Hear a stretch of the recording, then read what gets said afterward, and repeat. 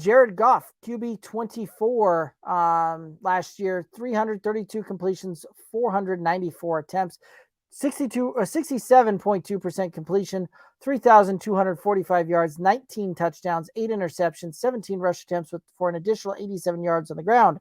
Thoughts on the Goff?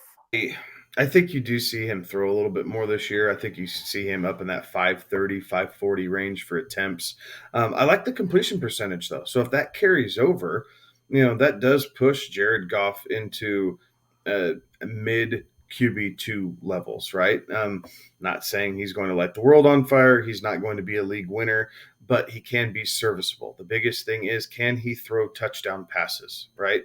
He is a veteran quarterback at this point. He's been around long enough.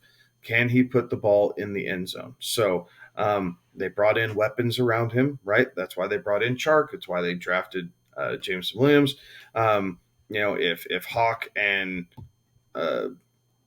DeAndre Swift can stay healthy, there's no reason his numbers shouldn't automatically or organically just improve right off the bat. Now, he's still probably like quarterback 19. So I'm not saying he's going to be all pro, but his numbers should improve here. Another year with this Dan Campbell defense and seeing how close the Lions were, because in most games they were fighting in most games.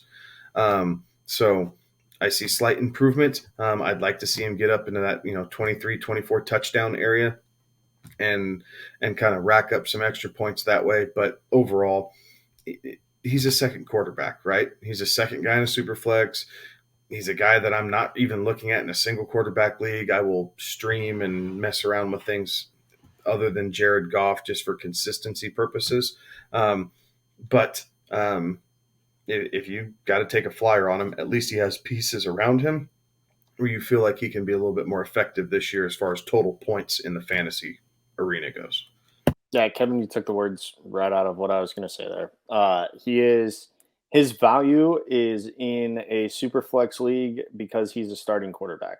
That's pretty much it. He's the second quarterback in a super flex.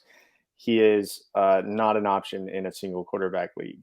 To Alex's favorite point there, right? Like this pretty much is a contract year for him, right? I understand that his deal goes another 2 years, but the way that it is structured, they can get out of it for minimal cap hit on this one, right? Like couldn't get out of it last year, couldn't get out of it this year because of what his dead cap hit would be on this one. But next year and the year after, it becomes far more manageable for them. And at that point, right, they could choose to move on from him. And I can't believe that Jared Goff wouldn't, he knows that. And this might be one of those that, he knows that he's out there playing for a contract. So we may see the best version of Jared Goff that we can see given this unit. And all of that to say he is still a super flex, QB2 type of guy, QB3 on my rosters there. And I'm not, I don't know that I'm necessarily even that comfortable putting him as my second QB. It's more of a guy that I want him as my QB3 on my team. Case of injury, case of bye week, that kind of thing is a fill in. That's more where I'm looking to have him and go from there.